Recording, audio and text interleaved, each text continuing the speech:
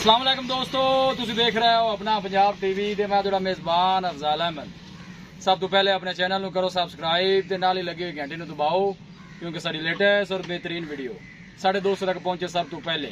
लो जी दोस्तों, ऐसे अपना पंजाब टीवी माशाल्लाह एक बैट सेल की है। साढ़े बहुत ही अच्छे सब्सक्राइबर ने आतफ भाई कुड़िया को जनाब उन्होंने बैट की लगाई कराने लगे। अल्लाह ताला जनाब इन खैरियत ना लै जाए।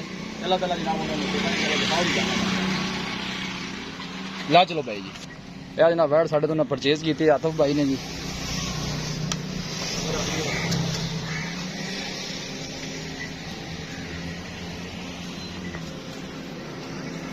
अल्लाह के फजलो करम के नाल अपना पंजाब टीवी की टीम इस तरह ही जनाब मेहनत करती रहेगी। आतफ भाई ने जनाब खुड़ियां तो उन्होंने जनाब साढ़े तो बैट परचेज की है।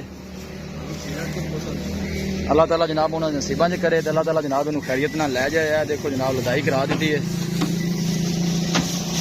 जिंदाबाद। पराली शाली जनाब थले पा दी है।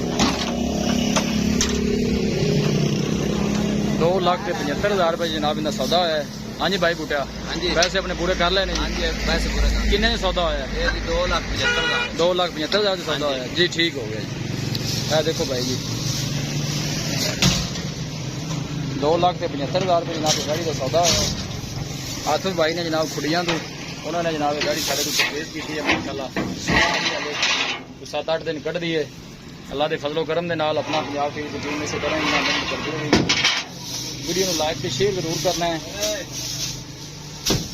बुलाएंगे एक अच्छी और लाजवाब वीडियो के नाल। अपने मेज़बान अफजाल मैनू दो इजाजत।